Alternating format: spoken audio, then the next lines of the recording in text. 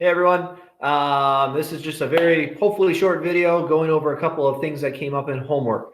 I looked at your questions that you entered in when you were uploading pictures. So that's mainly what this is coming from. I have not looked at the actual homework itself yet. I hope to do that tomorrow morning. So I might email out a few other comments based on that. So first, real quick thing is just a refresher on how we find end behavior, how we think about horizontal asymptotes. So let's just kind of use the same sort of example for a number of these things. I'm just going to add a couple things each time we look at it. So we always look at the chunk that has the highest degree in the top and the bottom. So for this one, we'd be looking at the 6x and the 3x squared. Okay, and we'd say from that, if we take 6x over 3x squared, we could reduce that, what we'd get 2 over x. Okay. And so I just want to make sure I did that right. Yes. Okay. So we get 2 over x. That's what we call an end behavior model. We're not getting a number out of this, but we're getting just another function. And whatever this thing does on its ends, that's what our more complicated function would do on its ends as well. So 2 over x is related to 1 over x. It's approaching 0 on either side. Anytime you're left with x's in the denominator, that's going to be what happens. Okay, so that's kind of the first thing that we might look at. Okay, if we were to look at, I probably didn't have to erase all of that, but let's just say we start with the same thing, but we're going to put a power of 2 there. Okay, we do the same basic thing. We're going to take the highest chunk again. So we get 6x squared over 3x squared. If we reduce that, we just get 2. Okay, again, that's our end behavior model, but it's very easy for us to look at that and say, oh, it's a number. That's just a little bit easier to work with. Both of the examples that we looked at so far, both of them had horizontal asymptotes. Okay, but one of them we get a number when the degrees are exactly the same in the top and the bottom, and one we have to think about a little bit more. Okay, so then what happens if maybe we have something like a power of 3 there? Okay, that means we'd have a power of 3 right there. And when we simplify this, we don't just get a 2, we get a 2x. Okay, again, this is an end behavior model. But now we can't necessarily just get a number that our original function is going to level out at. Now we need to think about what this does. So 2x is a simple one to think about, right? It goes up on the right side, it's going down on the left side. So that's what this function will do. It doesn't have horizontal asymptotes, but it still has end behavior. This entire idea is all about finding end behavior. It just so happens that we can call certain types horizontal asymptotes, but in this case, it's more just, we could, if we wanted to be very technical, we could eventually find slant asymptotes, but we're not going to get into that. Okay, so that was kind of one topic. Hopefully that helps clear up some things there. Okay, the other things that I wanted to look at are a couple of your homework questions. Okay, so we're going to look at example 5 a little bit. And in hindsight, I probably should have started off with a different question for this because this was not an easy one. I have a feeling what happened was I just didn't look at my notes carefully enough from previous years.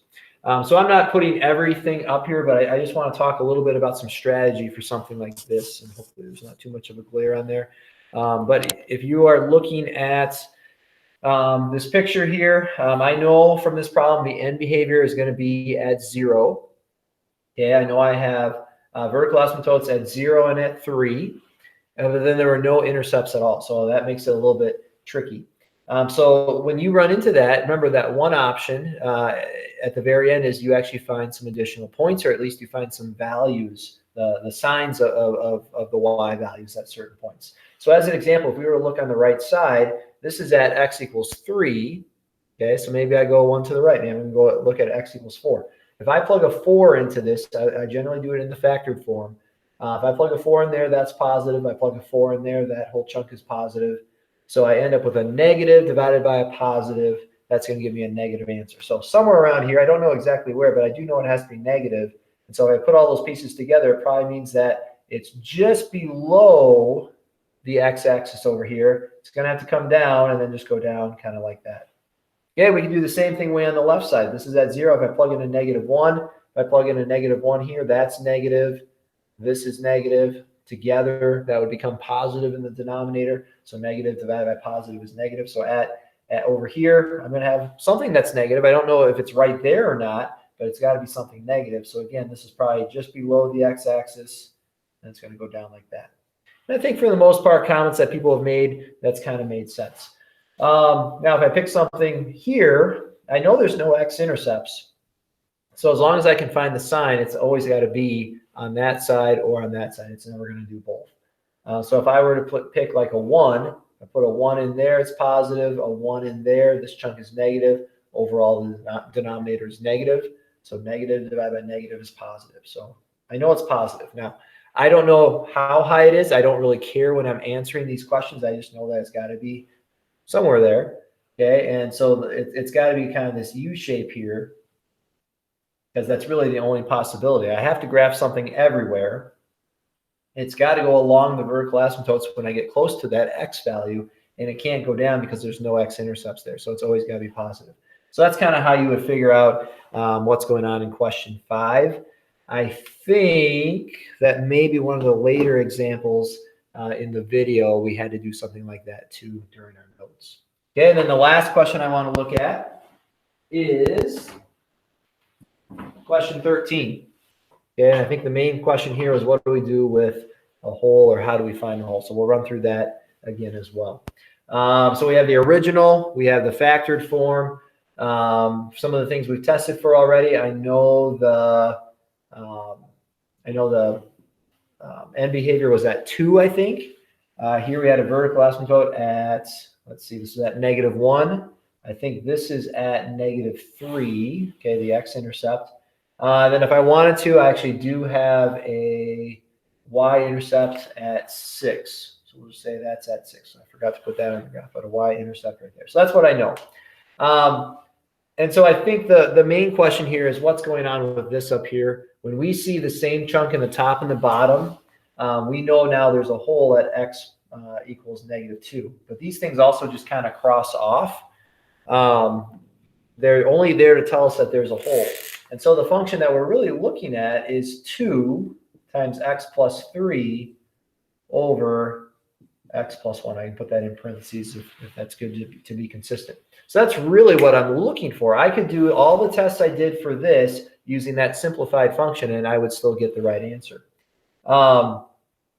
So if we kind of go through it and graph this, the right side's pretty easy because it's got to be here and it's got to go through that point. Well, it just makes sense. It's going to go up like that. Okay, but on the bottom, I think what people are maybe questioning a little bit, I think we understand it's got to go through like that, but we have this hole at x equals -2. So how do I know what the height is at -2, or where am I coming up with some of those answers? So I am actually just plugging a -2 into this function right here, the simplified version. Okay, so if I were to actually plug in a -2, here we'll, okay, if I were to plug in a -2 into that function, I'd have 2 times -2 plus 3, all divided by -2 plus 1. You guys see that okay? Yep. Okay, so in the top part, I'd get a 1 times 2 is 2. And over here, I'd get 1. So in the end, my answer was, let's see, did I make a little mistake here? This was a -1, so -2. Okay, so that's where that answer came from on the homework. It's not just appearing from magic. It's because I recognize that simplified form. And so I know that at x equals -2, the hole was also at a y value of -2. So I can kind of fill that in. Okay, I'm hoping that I didn't make any big mistakes there. Let me quick check the key. Keys are always good. Yep, that looks right. Okay, so hopefully that's helpful. That's just some of the things I noticed that I want to quickly address before we move on to too many other things.